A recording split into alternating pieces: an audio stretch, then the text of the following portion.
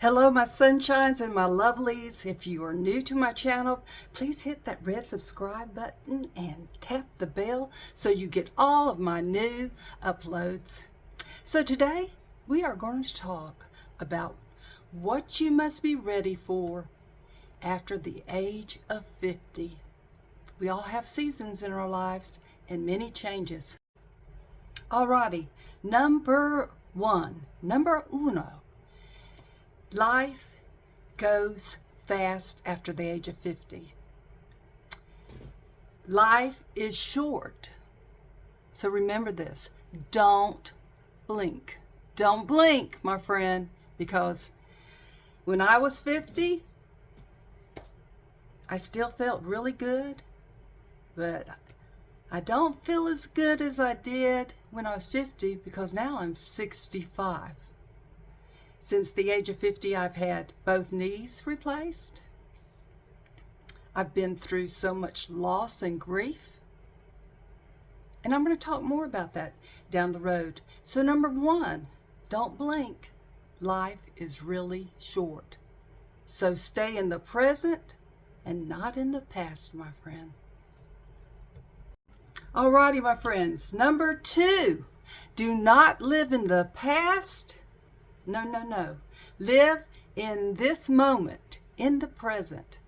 I know how hard that is because I have beat myself up many of times saying, well, if I would have done this, or I woulda, shoulda, coulda, back and forth, and all it did was make me sick.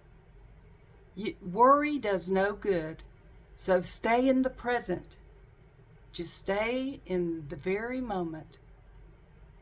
And know, if you're spiritual like me and love God, that He's got you.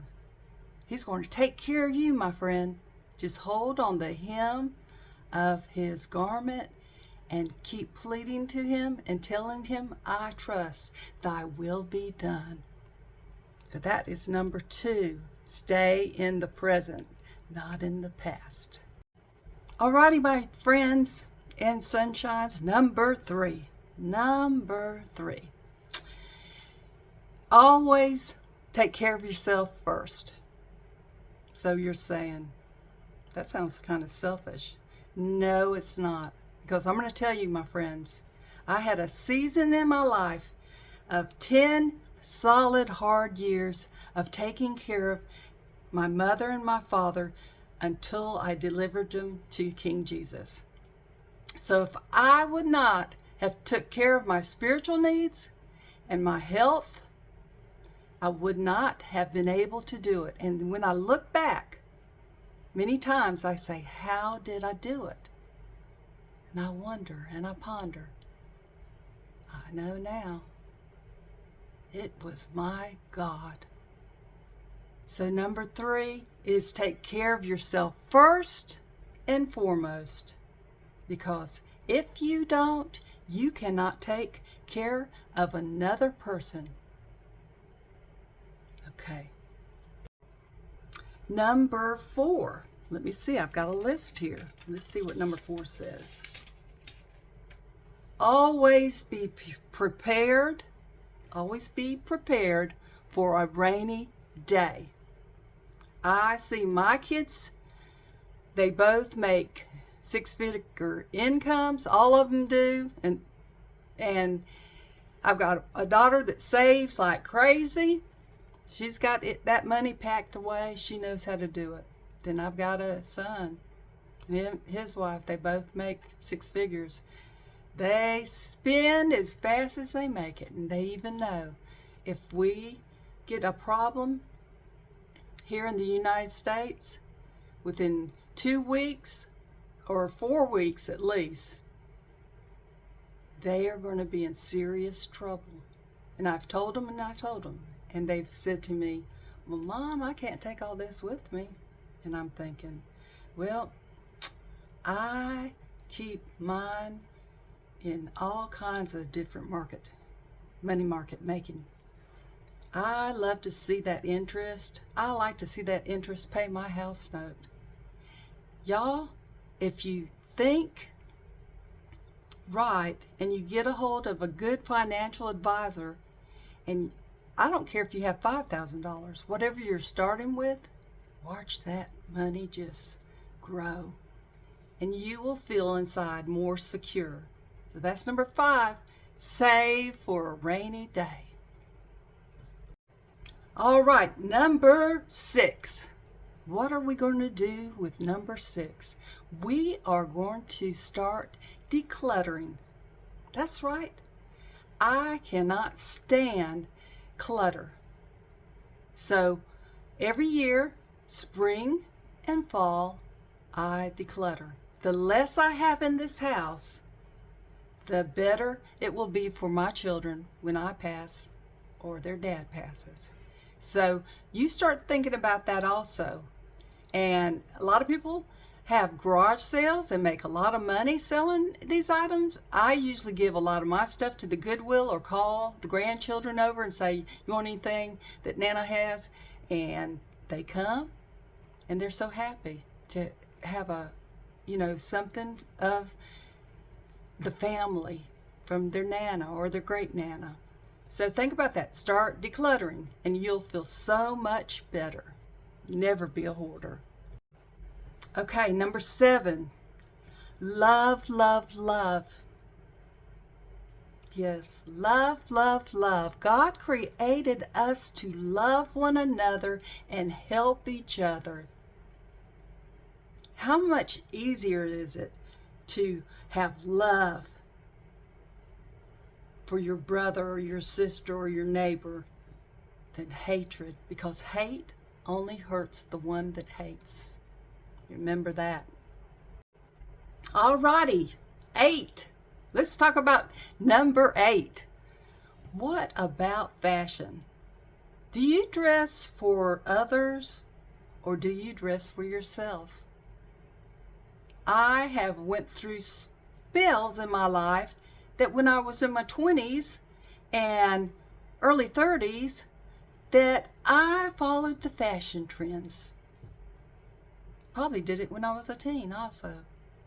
But when I got older, when I retired in my 40s, freedom came. Freedom came. This woman dresses whatever she feels like on whatever day. Of course, I dress by the seasons. Of course, in the fall, I put on a sweater, or winter, I got my coat on. But I do not dress to make you or somebody else happy. I dress to make me happy. Think about that. Who are you dressing for? First and foremost, dress for yourself. I have friends that call me up and they'll say, hey, Luce, you want to go shopping? And in my mind, I'll think, no, not really. But sometimes I do.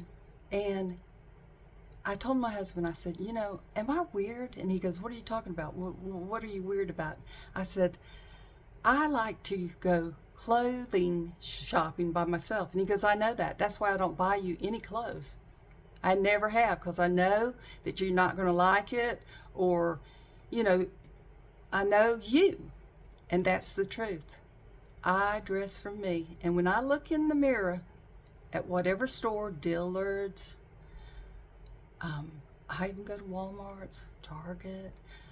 I can't even think of some of the places that I like to go to because I've got so many clothes I really don't need anymore. But when I look in that mirror, I know immediately if I look good or don't, because it's all about if I like it.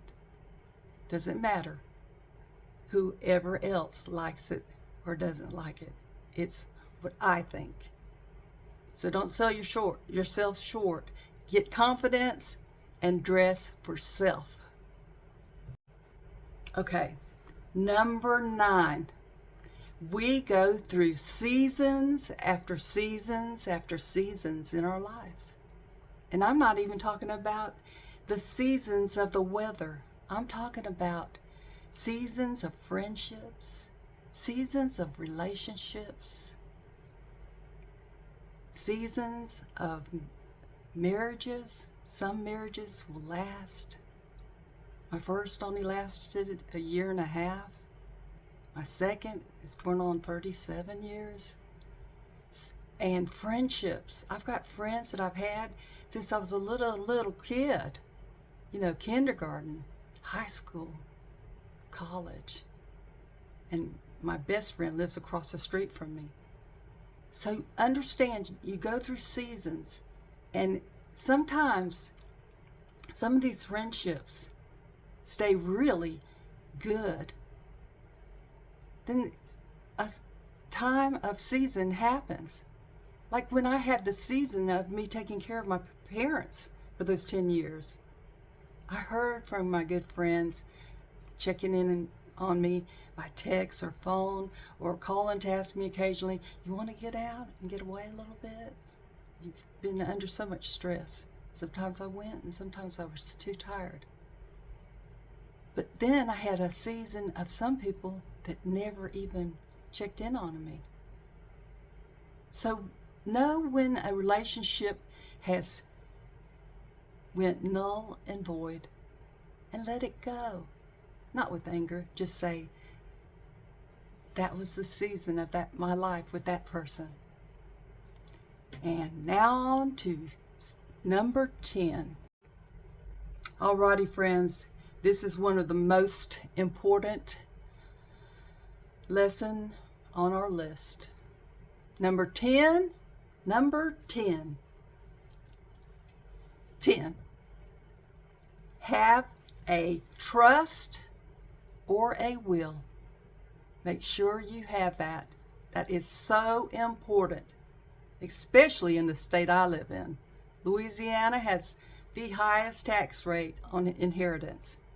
And I am not going to allow them to take half of what I worked so hard for away from my children and grandchildren. So number 10, make sure you have a good solid will or a good trust, because having it all laid out will save you from all the lawyers that want to get entangled in your properties and tax the hell out of it. So that's number 10. So I hope you enjoyed all my lessons and the things that you need to know after the age of 50. So stay healthy, friends. If you're not a subscriber, hit that like and red subscribe button and tap that bell, and I'll see you in the next video. Bye-bye now.